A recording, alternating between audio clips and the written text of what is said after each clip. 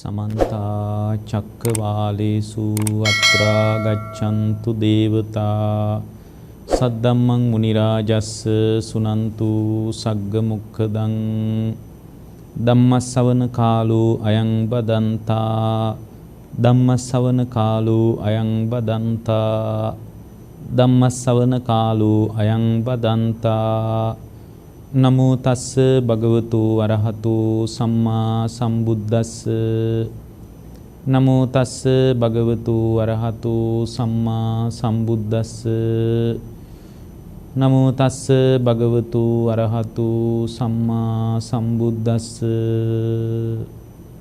ඒ අපගේ ශාස්ත්‍රු සම්මා සම්බුදුරජාණන් වහන්සේට අප හැම දිනාගේම নমස්කාරය වේවා.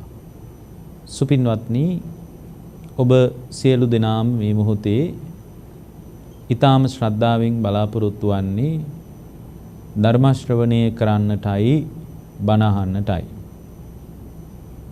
අද මේ උතුම් දේශනා විදායකත්වයේගෙන කටයුතු කරනු ලබන්නේ මීරිගම ඉහළ නැලිගම පදිංචි සුබසිංහ පවුලේ දූපුතුන් එකතු වෙලා බොහෝම ශ්‍රද්ධාවෙන් අද මේ උතුම් දේශනාව සඳහා Tamanගේ සදැහැති දායකත්වයේගෙන කටයුතු කරනවා. ඒ ඇත්තන්ගේ අරමුණු සිහි කරලා දේශනාව අවසානයේ පුණ්‍යානුමෝදනා කරන්නට බලාපොරොත්තු වෙනවා. දැන් ධර්ම ශ්‍රවණය කරන්නට කාලය. පින්වත්නි, බුදුරජාණන් වහන්සේ වදාළ මූලික ධර්මය ඉලක්කගත වෙන්නේ සම්පූර්ණයෙන් හිත හදාගන්න තැනකට. ඒතර හිත හදා ගැනීම පාරභෞතිකයි. ඒ කියන්නේ භෞතික සීමාව ඉක්මවා ගියපු තත්ත්වයක්. ඒ පාරභෞතික හිත හදා ගැනීම පිළිබඳ භෞතික සීමාවෙන් හොයන්න අමාරුයි. හොයන එකත් ඊටාම නිශ්චිත අදහසක් ගන්න බැරි අවස්ථාවක්. ඒතර මේ හිත පිළිබඳ ඊටාම ගැඹුරු දේශනා අදට 2600කටත් එහා පැත්තේදී අප සරණ ගිය අපගේ බුදුරජාණන් වහන්සේ මතුකොට වදාළ කාරණාවලින් අපට පේනවා මේ හිත හදා ගැනීම පිළිබඳ බුදුරජාණන් වහන්සේ වදාළ ධර්මය ඊටාම විස්මිත එකක් බව.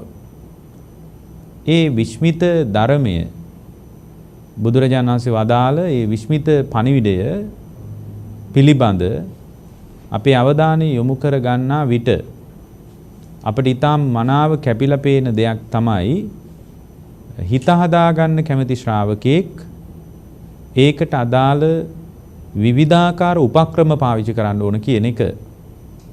පින්වත්නි, හිත හදා ගැනීමට ඇයි විවිධ උපක්‍රම අපට අවශ්‍ය වෙන්නේ?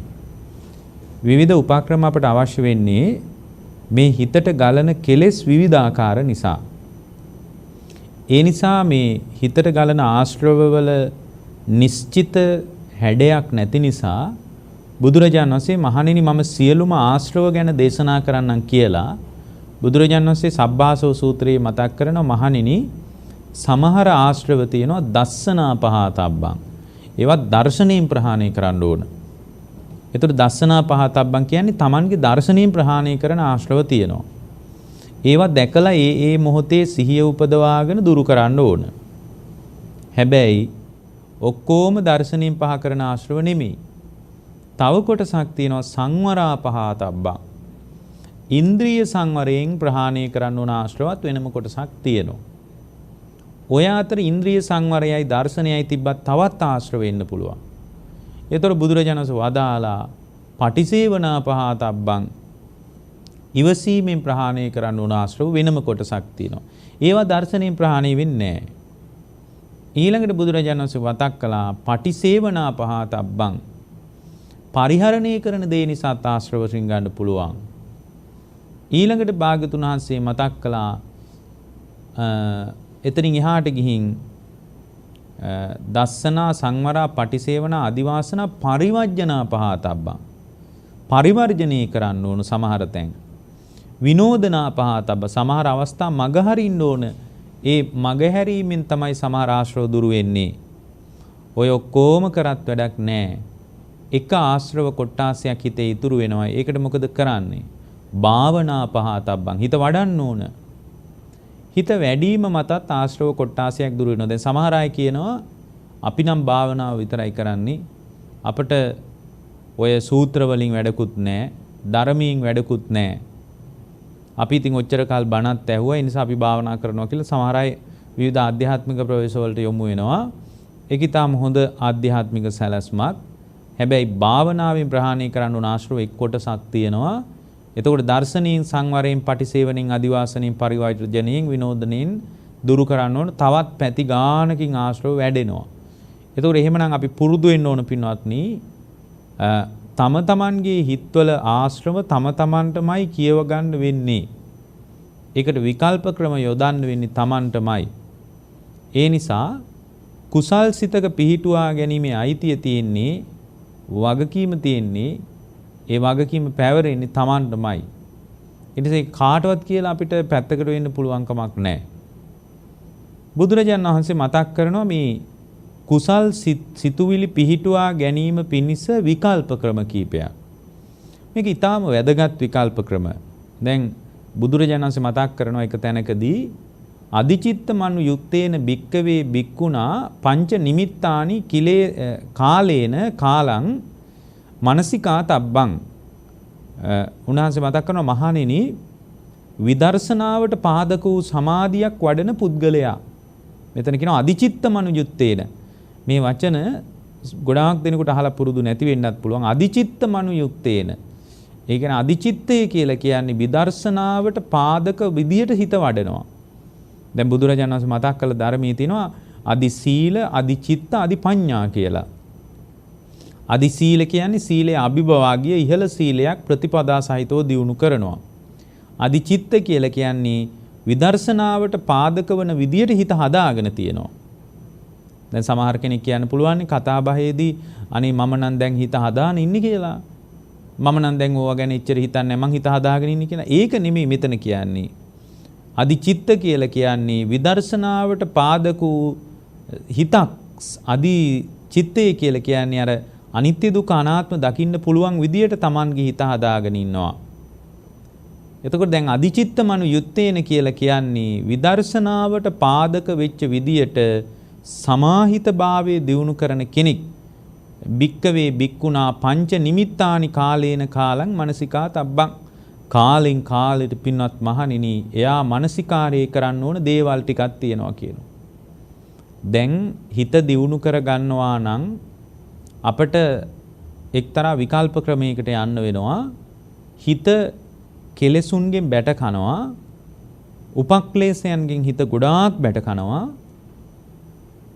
ඊටාම සියුම් උපක්ලේශ සමහරලාට ඒක සාරම්භ තම්බ දැඩි බව. ඒක පොඩි උපක්ලේශයක්. මහා ලොකු දෙයක් නෙමෙයි. රාගයේ තරම් ප්‍රබල නැහැ. ඒක ද්වේෂයේ තරම් ප්‍රබල නැහැ.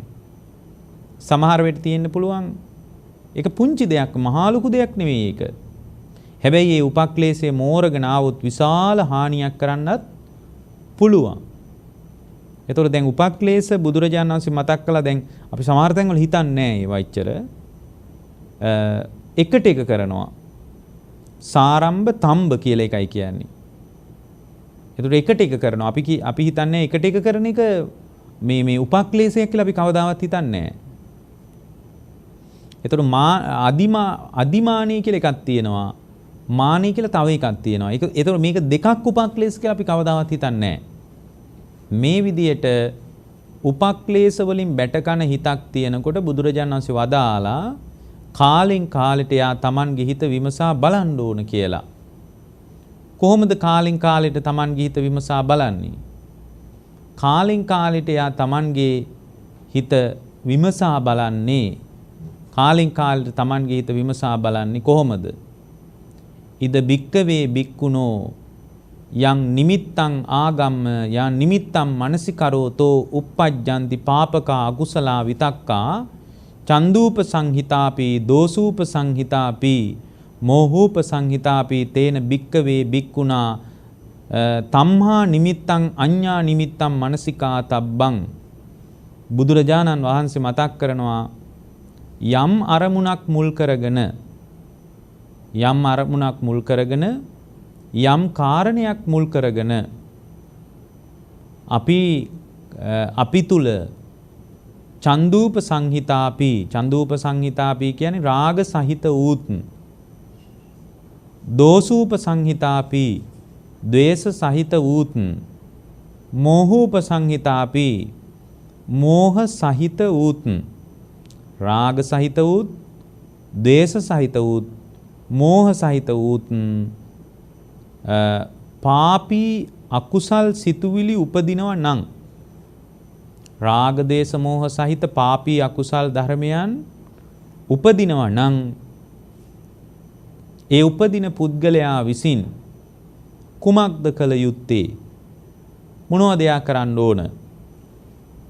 එතකොට ඒකට විකල්පයේ විදියට බුදුරජාණන් වහන්සේ මෙතනදී පැහැදිලි කරනවා. එතකොට ඒ ධර්මයේ දියුණු කරන පුද්ගලයා විසින් කළ යුතු වන්නේ ඒ අකුසල් අරමුණින් බැහැරව වෙනත් කුසල් අරමුණු සිතක් පිහිටවා ගන්න එකයි. අන්න ඒක තමයි පළවෙනි පියවර. මොකද්ද? රාග සහිත, ද්වේෂ සහිත, මෝහ සහිත, රාග ද්වේෂ මෝහ සහිත හිතක් යම් වෙලාවක උපන්නොත් ඒකට විකල්පයේ තමයි පළවෙනි පියවර. රාගසිතක් උපන්නා කියලා එකපාර ඒක මඩින්න යන්නේ නැහැ. මොකද සමහර උපක්ලේශ ඍජුව පාලනය නොකළ යුතුයි. සමහර ක්ලේශ ධර්මයන් ඍජුව පාලනය කරන්න යන්නේක සුදුසු නෑ කියලා බුදුරජාණන් වහන්සේම ප්‍රායෝගිකව අපිට පෙන්නලා තියෙනවා. දැන් නන්ද ස්වාමීන් වහන්සේ රාගයෙන් බැට කෑවා. පුදුමාකාර විදියට උන්වහන්සේ රාගසිතින් බැට කෑවා. ඒ රාගසිතින් බැට කාපු නන්ද ස්වාමීන් වහන්සේට, ඒ නන්ද හාමුදුරුවන්ට බුදුරජාණන් වහන්සේ කුමක්ද වදාළේ? රාගයෙන් බරපතල විදියට බැට කාපු නන්ද හාමුදුරුවන්ට, නන්ද මේ පැවිද්දෙකුට රාගේ හොඳ නෑ. පැවිද්දෙක් කොයි විදියට කල්පනා කරන එක මොනතරම් කැතයිද? පැවිද්දෙක් කොයි විදියට කල්පනා කරන එක මොනතරම් නුසුදුසුයිද? ඒ නිසා නන්ද ඔයා මොනවද මේ හිතන්නේ? එහෙම කවදාවත් බුදුරජාණන් වහන්සේ වදාළේ නැහැ. බුදුරජාණන් වහන්සේ වදාළේ කුමක්ද? බුදුරජාණන් වහන්සේ වදාලා නන්ද කමක් නැහැ. නන්ද ජනපද කල්යාණී ගැන හිත හිතා ඉන්නවා කියලා ආරංචි ඇත්තද කියලා ඇහුවා. එහෙමයි ස්වාමීනි, මට නම් බණක් භාවනාවක් කරගන්න බෑ. මට ධර්මයේ දියුණු කරගෙන යන්න පුළුවන් කියලා මට හිතෙන්නේ නැහැ. මට හැම වෙලාවකම මේ ජනපද කල්යාණිය මතක් වෙනවා. එහෙනම් නන්ද ඔබ මොකක්ද කරන්න ඕන? නන්ද ඔබ මීට වඩා ලස්සන, දැන් නන්ද හාමුදුරන්ට කරපු සංසිද්ධියක් විදියට ගත්තත් අර ඊට වඩා ලස්සන දිව්‍ය අප්සරාව පෙන්වන්න සලස්වාම නන්ද හාමුදුරුවෝ කියලා තියෙනවා. මේ බඳු දිව්‍ය අප්සරාවන් ජනපද කල්යාණීට වඩා ලස්සන බව. එහෙමනම් අපිට තේරෙනවා නන්ද හාමුදුරුවන්ගේ හිතේ තිබුණේ ජනපද කල්යාණී ගැන රාගයටම බර චින්තනයක්.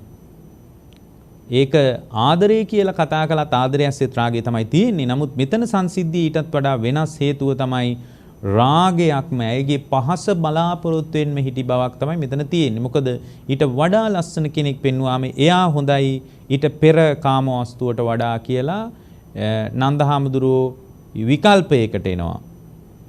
ඊට පස්සේ මෙබඳු ජනපද කල්යාණීටත් වඩා රූපවත් දිව්‍ය අප්සරාවන් නන්ද ඔබට ලබා ගන්න ඕන නම් ඔබ කරන්න ඕන දේ තමයි චිත්ත සමාධිය දියුණු කරන එක.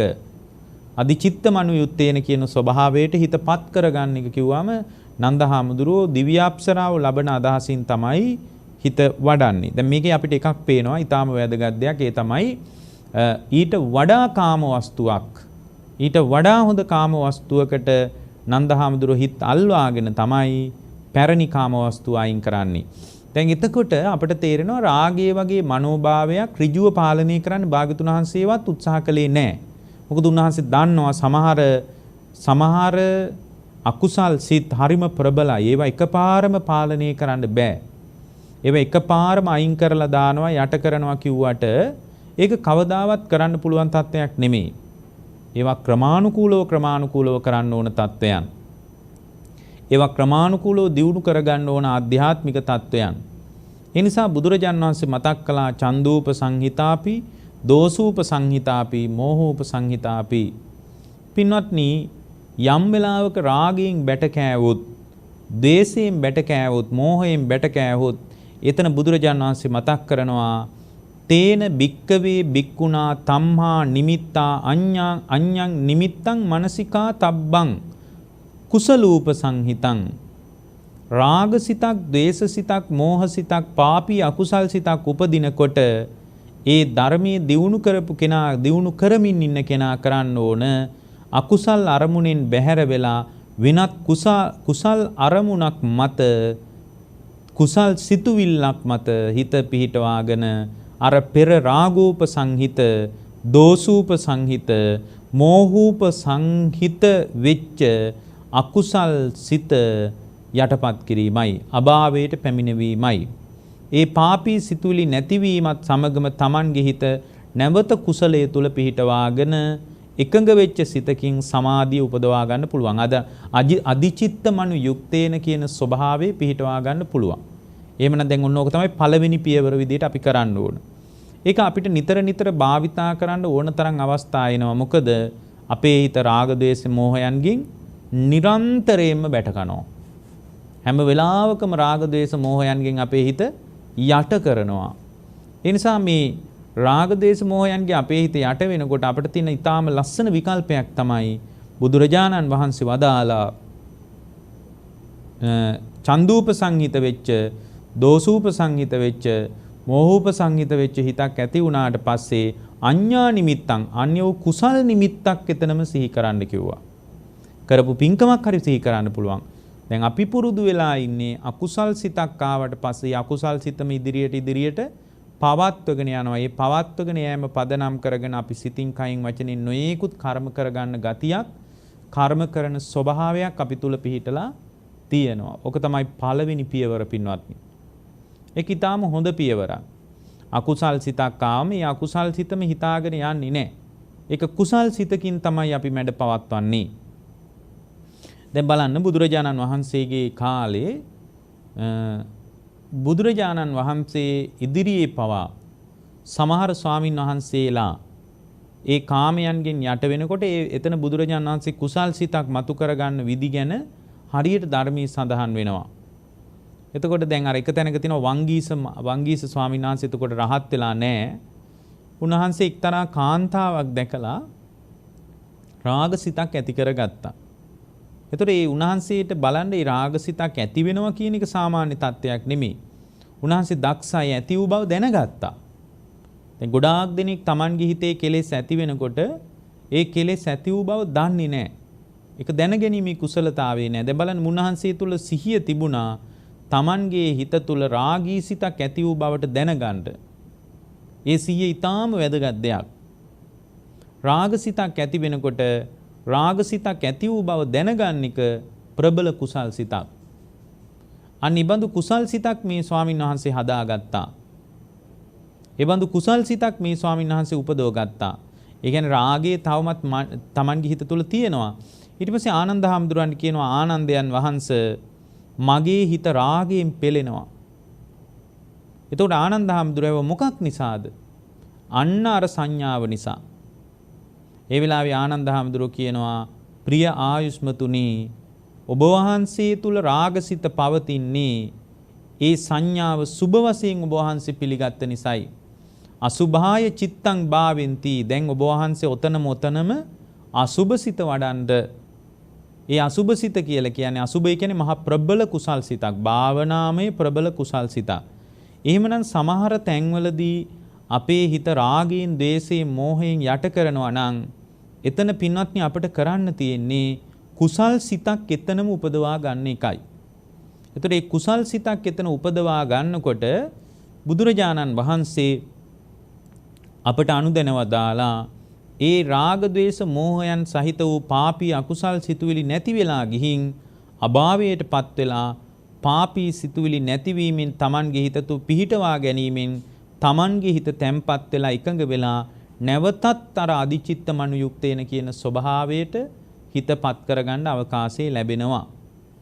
එතකොට දැන් අපි හිතන්න මේ විදියට දැන් රාග, ද්වේෂ, මෝහ ඇති වෙනකොට රාගෝප චන්දෝප සංහිත, දෝසෝප සංහිත, මෝහෝප සංහිත සිතක් ඇති වෙනකොට ඒ සිත ඇති වෙච්ච තැනකත් පින්වත්නි වෙනත් නිමිත්තක් මෙනෙහි කළත්, කුසල් නිමිත්තක් මෙනෙහි කළත් අර අකුසලයේම බලවත් වෙලා එනවා කියලා හිතන්න. එච්චරට ප්‍රබලයි අකුසලයේ කියලා හිතන්න. එතකොට මේ ප්‍රබල අකුසල් සිතක් නම් එතන මොකක්ද කරන්නේ? එතන බුදුරජාණන් වහන්සේ මෙතනදී අනුදෙන වදාලා මේක ඊටාම වැදගත් දෙයක්.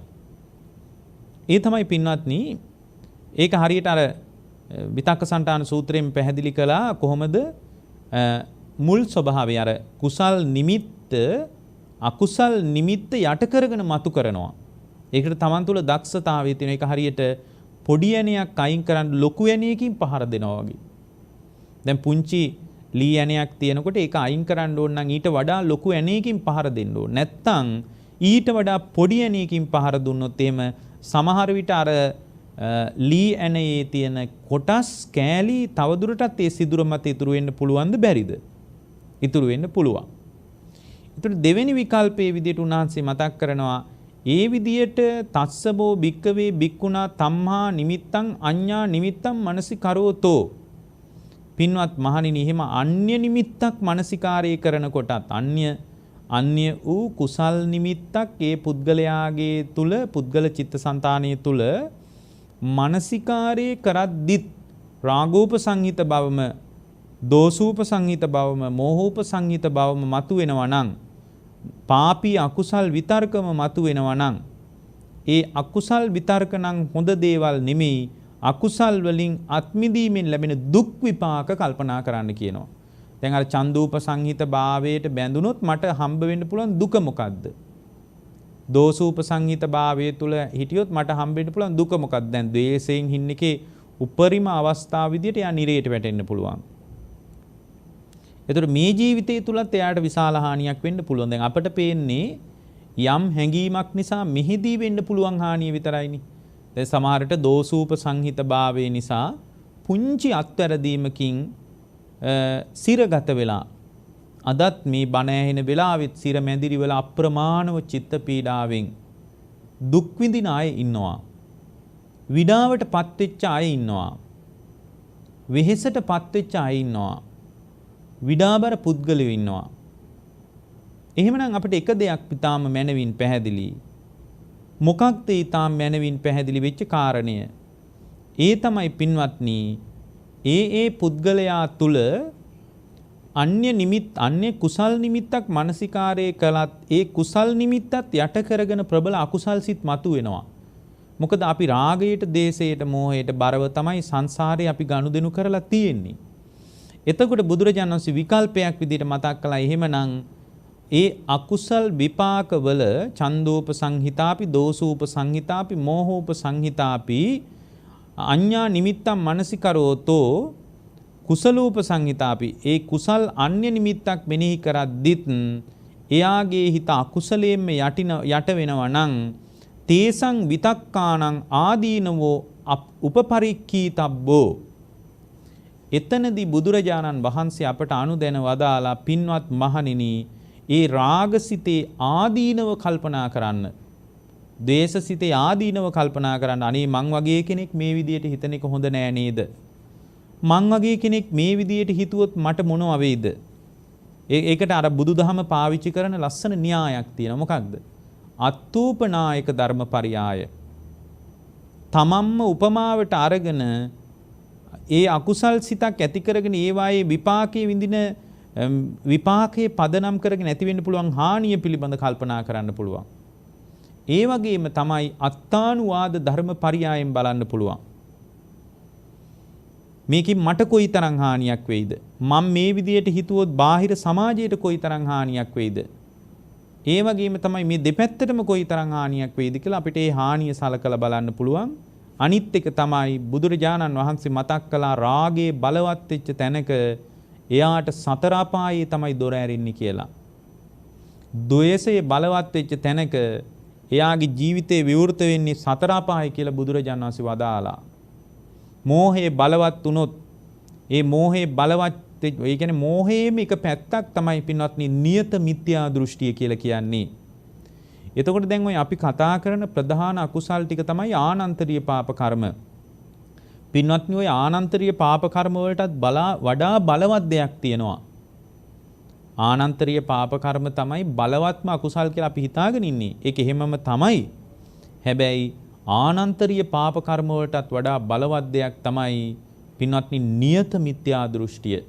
හේතුව තමයි ආනන්තරීය පාප කර්මයක් කරන්න පුළුවන් වෙන් පුද්ගල වශයෙන් වෙන් සංසිද්ධි වශයෙන්.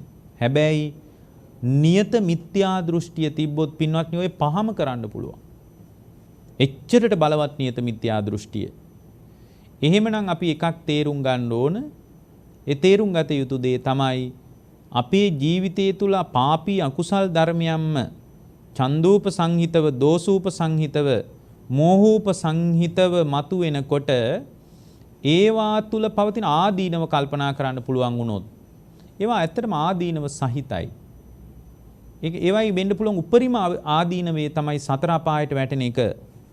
ඒ වගේ ආදීනව කල්පනා කළොත් මම මෙහෙම කළොත් එහෙම මම මෙන්න මෙබඳු තැනක උපදින්න පුළුවන්. දැන් උදාහරණයක් විදිහට දේශේ බලවත් කරගෙන යා ප්‍රාණඝාතය කළොත් ඒක ජීවිතේ කොටසක් වුණොත් ඒකට පුරුද්දක් ගියොත් එයාට ඒ ප්‍රාණඝාතයේ උපරිම විපාකයේ විදියට එයා වැටෙන්නේ නිරේට. අවම විපාකයේ තමයි මෙහිදී අඩු ආයුෂයෙන් මැරෙන්න වෙනවා.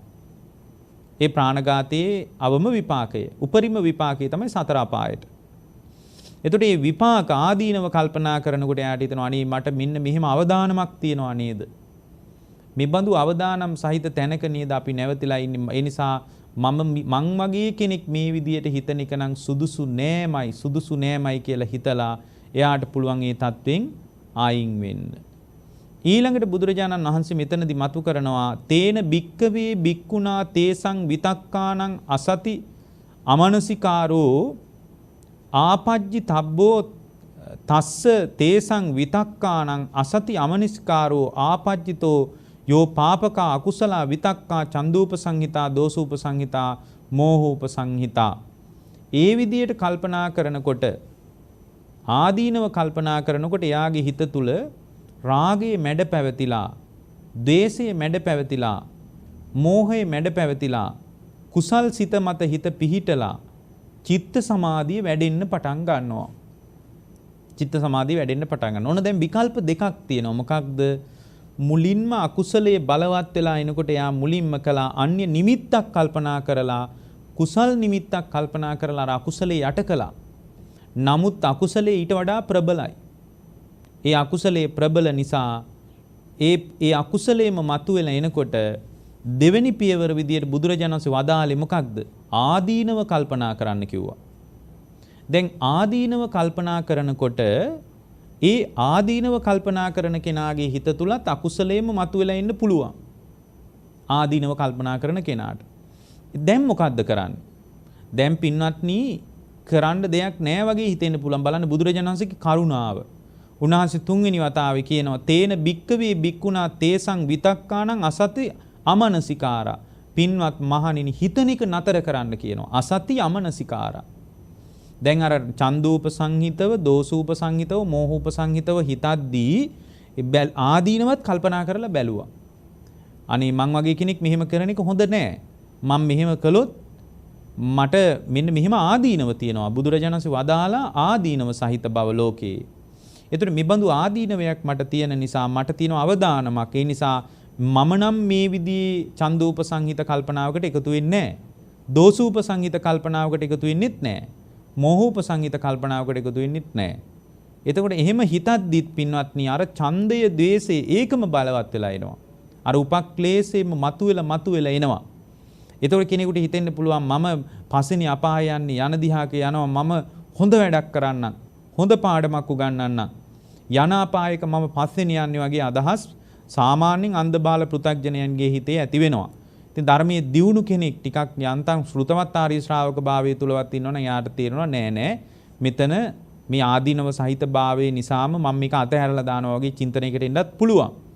හැබැයි මේ ධර්මයක් දියුණු කරගෙන යන කෙනෙක් පවා මේ බඳු අවදානමකට එන්න පුළුවන්. ඒකයි මෙතන බුද්ධ දේශනාව කියන්නේ අදිචිත්තමනු යුක්තේන භික්කවේ. යම් වෙලාවක විදර්ශනාවට පාදක වෙච්ච සමාධියක් දියුණු කෙනෙක් මේ වගේ අමාරුවක වැටුනොත් එයාට පින්වත්නි ගිල ගන්නත් බැරුව හිර වෙන්න පුළුවන් එක තැනක.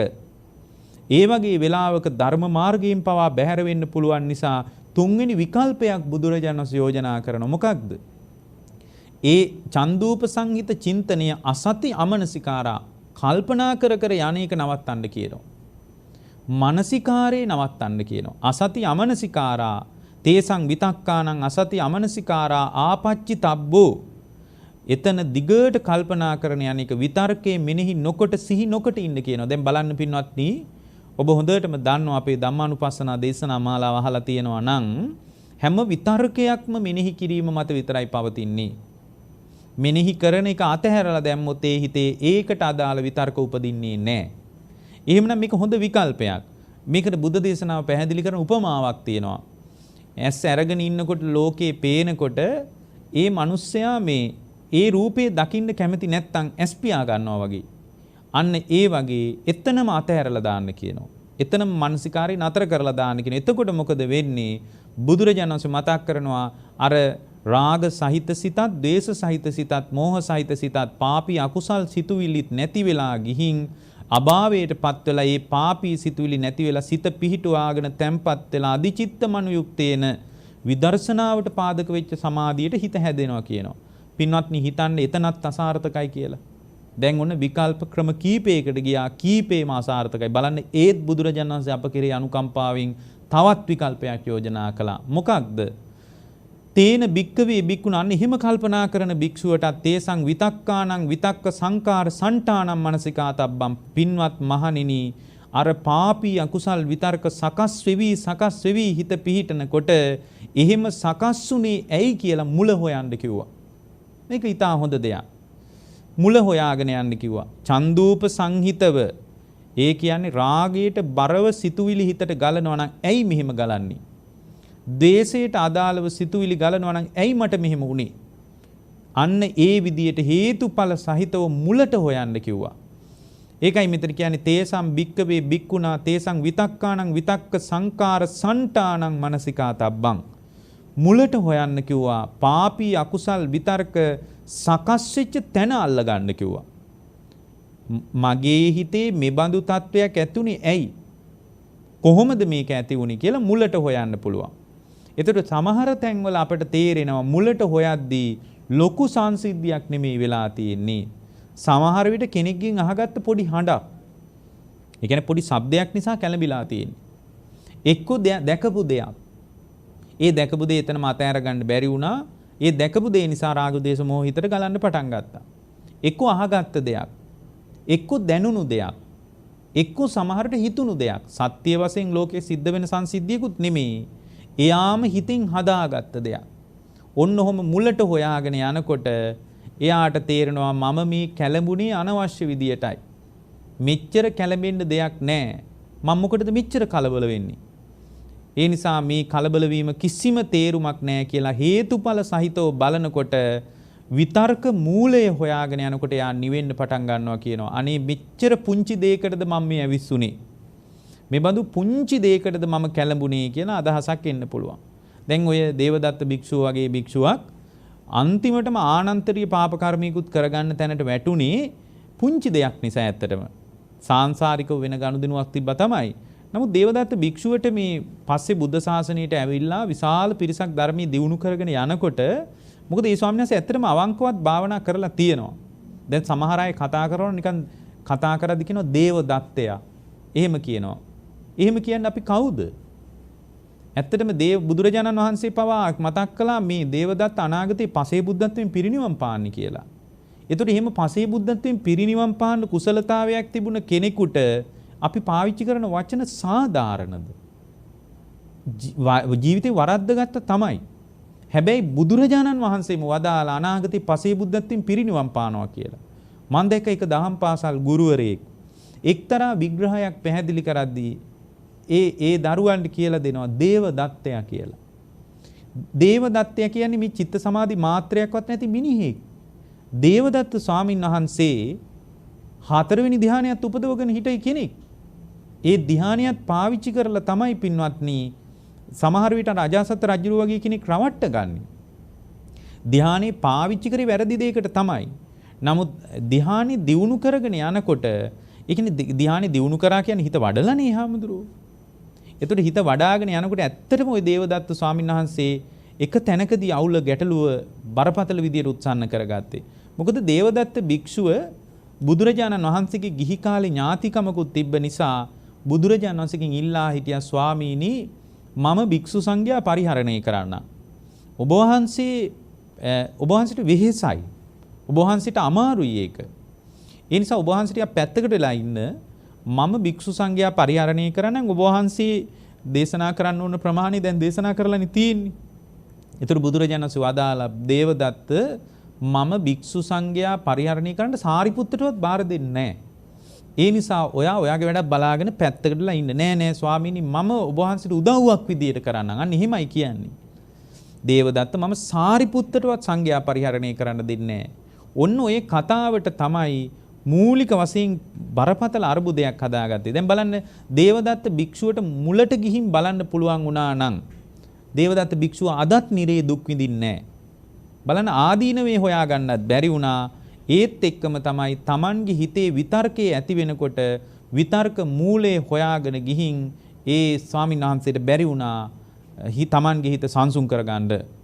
ඒ කියන්නේ Tamanගේ හිතේ ඇතිවෙච්ච දෝෂූපසංහිත හිත යට කරන්න බැරි වුණා. බුදුරජාණන් වහන්සේ වදාලා බලන්න උන්වහන්සේ කොච්චර කාරුණිකයිද. උන්වහන්සේ වදාලා පින්වත් මහණෙනි චන්දූප සංහිතව දෝසූප සංහිතව මෝහූප සංහිතව විතර්ක මූලයේ හොයනකොට ඒත් Tamanගේ හිත කැළඹෙනවා නම් Tamanගේ හිත ඇවිස්සෙනවා නම් ඒ කියන්නේ මුල හොයාගෙන යද්දිත් ඕන දෙයක් වුණාවේ දැන් වෙච්ච දේ මේක නේද කලින් වෙච්ච සිද්ධිය වැඩක් නැහැ දැන් වෙලා තියෙන සිද්ධිය මේක නේද කියලා කැළඹීමක් ඇති වෙනවා නම් බුදුරජාණන් වහන්සේ තවත් විකල්පයක් අපට වදාලා මොකක්ද තේන බික්කවේ බික්කුණා පින්වත් මහණෙනි දැන් නම් තවත් විකල්ප වලට යන්න එපා දන්තේ හීදන්ත මාදාය ජීවහාය තාලුං ආහංච ඒ කියන්නේ පින්වත්නි ජීවහාය තාලුං දිව තල්ලට තියලා තද කරන්න කියනවා. දැන් මේ වෙලාවේ මේ භික්ෂුවගේ කෙලෙස් ධර්මයන් හොඳට මුත්සන්න වෙලා ගිහියෙක් වුණත් එහෙමයි. එතකොට මේ ඒ තැනදී විකල්ප ක්‍රම වලට යන්න බැරි වුණොත් එimhe කෙලෙස්ේ විසින් යට කරනවා. බුදුරජාණන් වහන්සේ මතක් කරනවා ඒ වෙලාවට දැන් විකල්ප ක්‍රම කීපයකට ගියා. අකුසලයේ යට කරලා කුසල් සිතක් මතු කරගෙන බැලුවා ඒත් අකුසලේ එනවා. දෙවනියට පින්වත්නි නිමිත්ත මානසිකාර්ය කරගෙන යනකොට ආදීනව කල්පනා කළා. විතක්කානං ආදීනව උපපරික්කිතබ්බෝ ආදීනව කල්පනා කරද්දී ඒත් යන අපායක යනවා මං හොඳ පාඩමක් උගන්වන්නම් වගේ අදහසකට එනවා. අපාය යන්නේ පස්සේනේ. දැන් මේකට විකල්පයක් කරන්න ඕන. අපායේ පස්සේ යන්න බැරිය. ඊට කලින් මේ මිනිසුන්ට පාඩමක් උගන්වන්න ඕන වගේ අර අකුසලයේම එනවා. එතකොට බුදුරජාණන් වහන්සේ මතක් කළා ඒක මානසිකාරය කරන එක අත්හැරලා දාන්න. මානසිකාරය අත්හැරලා දාන්න රූප බලන්න අකමැති මිනිහෙක් රූප බල නොබලා ඉන්නවා වගේ. ඒත් අකුසලයෙන් මතුවෙලා ඉනවා. එතකොට බුදුරජාණන් වහන්සේ මතක් කළා එහෙනම් බැරිම නම් මුල හොයාගෙන යන්න. ඇයි මෙහෙම විතර්කයක් ඇති වුනේ? ඇයි මගේ හිතට ඡන්දෝප සංහිතව හිතට සිත කෙලෙසුනේ? අධිචිත්ත මනු යුක්තේන සමාධිය දියුණු කරගෙන විදර්ශනාවට පාදක වෙච්ච සමාධිය වඩන භික්ෂුවක් විදියට ගිහියෙක් විදියට මගේ වැඩපිළිවෙල පිරිහුනේ ඇයි? එතකොට එයාට මතක් වෙනවා රාගයක් හෝ ද්වේෂයක් හෝ මෝහයක් පදනම් කරගෙන තමයි හිත යට වෙලා තියෙන්නේ. එතකොට මේ පුද්ගලයාට බුදුරජාණන් මතක් කළා ඇයි මෙහෙම හිතක් ඇති වුනේ කියලා මුලට හොයාගෙන යන්නේ කිව්වා. මුලට හොයාගෙන ගියත් කමක් නැහැ. මුල එහෙම වුණාට දැන් අවුල් සහගතයි. පොඩි සිදුවීමකින් පටන් ගත්ත දැන් නම් අරුබුදේ උඩුදුවලා තියෙන්නේ කියලා යාගේ අකුසලයේම එනවා නම් එතන බුදුරජාණන් වහන්සේ මතක් කළා පින්වත් මහණෙනි දැන් නම් කරන්න දෙයක් නැහැ. දැන් දත් මිටි කාගෙන හරි කමක් නැහැ. ජීවහාය තාලුං ආහච්ච දිව තල්ලට තියලා තද කරගෙන හරි කමක් නැහැ. කුසල් සිතින්ම අකුසල් සිතට හොඳ හැටි නිග්‍රහ කරන්නයි තියෙන්නේ. තදින් මඩලන්නයි තියෙන්නේ. තදින් වෙහෙස කර ගතියක් ඇති කරගෙන ඡන්දයක්, චිත්තයක්, වීරියක්, විමර්ශනයක් හදාගෙන සතර එ르දිපාද ධර්මයන්ගෙන් සාමාන්‍ය කෙනෙකුගේ හිත තුළ පවතිනව නෙමෙයි එ르දිපාද කියන්නේ. එ르දියකට පාදයක් විදියට බලවත් හිතක් අදිෂ්ඨාන කරගෙන මොනවා වුණත් අකුසල් සිත මඩිනවා, පෙළනවා, නිග්‍රහ කරනවා කියලා දැඩි හිතක් හදාගෙන Tamanගේ ජීවිතේ පවා අතහැර දාලා අකුසලයේ මඩින තැනකට ආවොත් එයාගේ හිතේ ප්‍රබල කුසල් සිත විසින් හිත මැඩ පවත්වාගෙන හිත එකඟ වෙලා අධිචිත්ත මනු යුක්තේන හිත අධිචිත්තයක් මත ගොඩ නැගෙනවා. අයං උච්චති බික්කවේ බුදුරජාණන් මතක් කරන පින්වත් මහණෙනි මෙන්න මේ විදියට හිතවිලි හිත හැසිරෙනකොට ඒ භික්ෂුවගේ හිත විතක්ක පර්යාපතේසු විතර්ක පර්යාපතයට සිතුවිලි හැසිරවීමේ මාර්ගයට විතර්ක පර්යාපතේ කියන්නේ සිතුවිලි හැසිරවීමේ මාර්ගයේ එකඟ කරගත්ත කෙනෙක් වෙනවා. සිතුවිලි කැමැති විදියට ගලන්නේ දැන් උද්වේගයක් හම්බ වෙන්නේ නැහැ, තල්ලුවක් හම්බ වෙන්නේ නැහැ. සිතුවිලි වලට කැමැති විදියට ගලන්න. අයං උච්චති භික්කවේ භික්ඛුනා වසී විතක්ක පර්යාපතේ වසීභාවයට පත් වෙලා විතර්ක පර්යාපතය. යං විතක්කං ආකංකිත්තිස්සති විතක්කං විතක්කේසති බුදුරජාණන් වහන්සේ මතක් කරන එතකොට විතර්කයට කැමැති විදියට මේ භික්ෂුවට විතර්කයේ හසුරවන්න පුළුවන් කියනවා. විතර්කයට අකමැති නම් ඒක එතනම යට කරන්න පුළුවන් කියනවා. විතර්ක කරන්නේ නැතුව ඉන්න ඕන නම් එයාට එතනම නැතුව ඉන්න පුළුවන් කියනවා. තණ්හාව ගලන් නැතුව ඉන්නවා නම් තණ්හාව ගලන් නැතුව ඉන්න පුළුවන් විදිහට හිත පවත්වන්න පුළුවන් කියලා. මෙන්න මේ ක්‍රම පහ ඔස්සේ අපි හැම වෙලාවකම හිත පුහුණු කළොත් එහෙම එයාගේ සංයෝජන දුරු කරලා මානෙ බැහැර කරලා බුදුරජාන් වහන්සේ මතක් කරනවා සම්මාබි සමයං අත්තමකාසී දුක්ඛසාති. එයාගේ ජීවිතේ මානෙ බැහැර කරලා අවබෝධය තුල තහවුරු වෙලා දුක අවසන් කරන තැනකට එයාගේ හිත හැදෙනවා කියලා. මෙන්න මේ ක්‍රම පහ ඔස්සේ අපිට හිත පුහුණු කරන්න පුළුවන් වුණොත් ආයෙත් ඔබට කෙටියෙන් කිව්වොත් විතර්කයේ ඇති වෙනකොට කුසල් සිතෙන් යට කරනවා. දෙවෙනි එක සම්පූර්ණයෙන්ම පින්වත්නි ආදීනව මෙනෙහි කරනවා. චන්දූපසංහිත, දෝසූපසංහිත, මෝහූපසංහිත ස්වභාවයේ තුන්වෙනි පියවර විදියට අසති මානසිකාරය නතර කරලා වෙන පැත්තකින් මානසිකාරය කරනවා. ඒ වගේම හතරවෙනි පියවර විදියට විතක්ක මූලයේ හොයාගෙන යනවා. ඇයි මට මෙහෙම එකක් ඇති වුනේ කියලා මුල හොයාගෙන යනකොට පුංචි සංසිද්ධියක් වෙන්න පුළුවන්. සමහරට ලැජ්ජාවක් හිතෙන්නත් පුළුවන්. අනේ මං වගේ කෙනෙක් මෙහෙම හිතන්නේ ඇයි කියලා.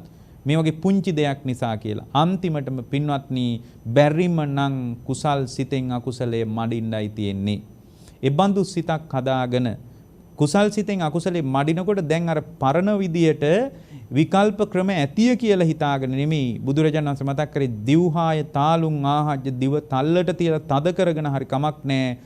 සම්පූර්ණයෙන් එර්ධිපාදයක උදව් අරගෙන කෙලෙසුන් මැඩපවත්තලා විතර්කයේ තුල වශීකృత භාවයට හදාගෙන තමන්ට කැමැති විදියට විතර්කයේ හසුරවන්න පුළුවන් හිතක් හදාගන්න කියලයි. ඒ බඳු හිතක් හදාගත්ත සැබෑ ශ්‍රාවක භාවයක් පිණිස මේ උතුම් බුද්ධ දේශනා උපකාර වේවා කියන අදිෂ්ඨානින් සජීවී ධර්මානුශාසනාව නිමා කරනවා.